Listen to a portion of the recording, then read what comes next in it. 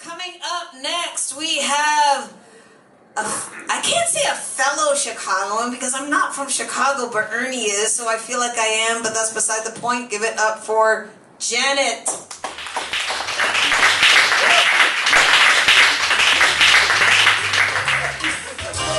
Careful, you don't know where that finger's been. It's a Facebook post.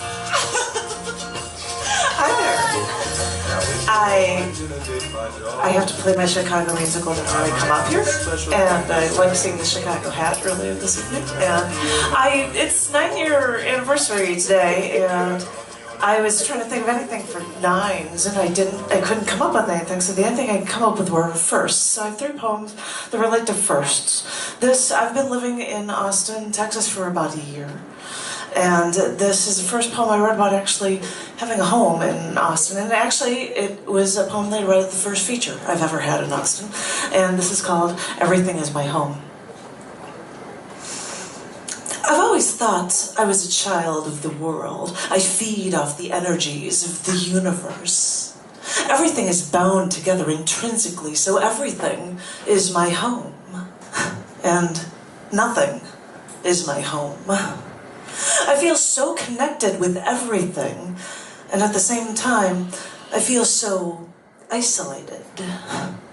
It's sad, feeling lonely in a crowded room. I've shunned the place where I was raised. I avoid ties to my roots because they're not mine.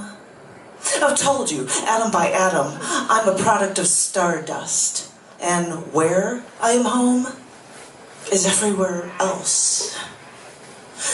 And with no home, oh yes, I have 4 walls. I've packed belongings from my past into spaces.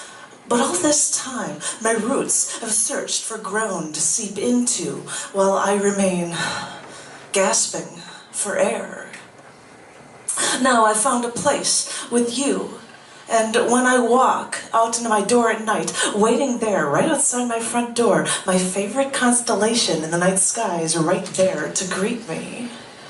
And now that I look around me, I see traces of my past that I love in the greenery around my home. For the first time in my life, I cut my own grass. I pull my own weeds. I water the seeds we planted in the ground on our land.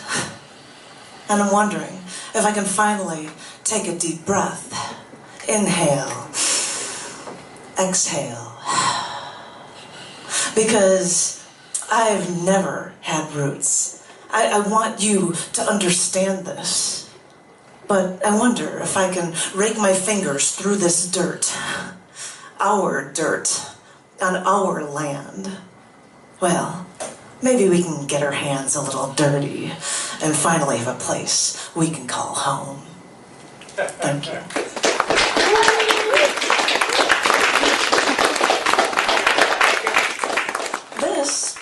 I lived in Chicago. I ran a poetry open mic for years.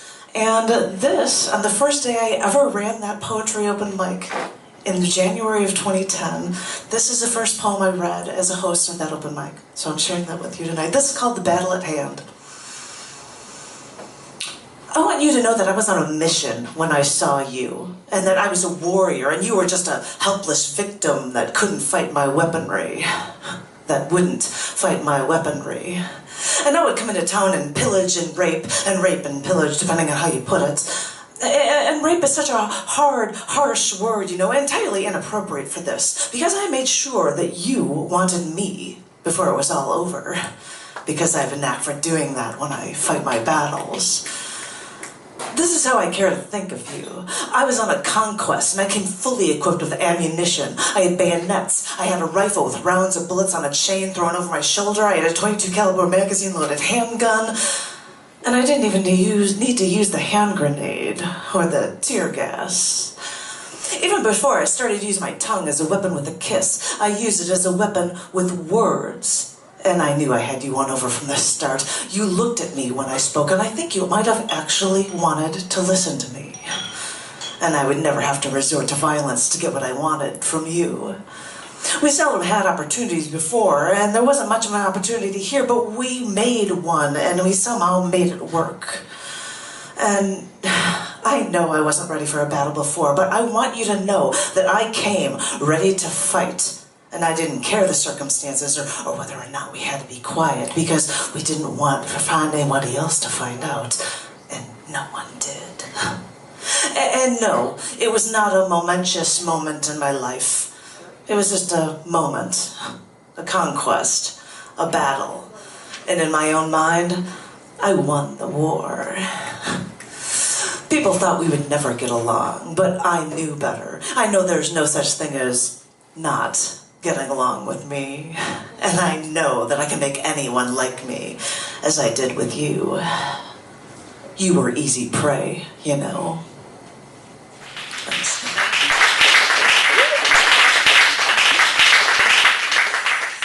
This is the last one I'm going to read here, right in my threesome, and this is the first. I was here a year ago. I think it was November 22nd. And the first poem I ever read here. And this is a poem called Us Actually Touching. I heard a physicist explain that when two solid objects are pressed together, they never actually touch. I can't imagine it, but maybe because electrons repel, all objects remain one molecule apart. I wonder if this is why when I see you and when we embrace, I want to hold you tighter and tighter. Because I want to defy the laws of physics and feel that contact with you as long as I possibly can. Is this why when we embrace, I want my face near your neck so that I can inhale you deeply? I breathe you in. Because I want to experience you with all of my senses. I want our molecules to intermingle. I want us to actually touch. Yeah.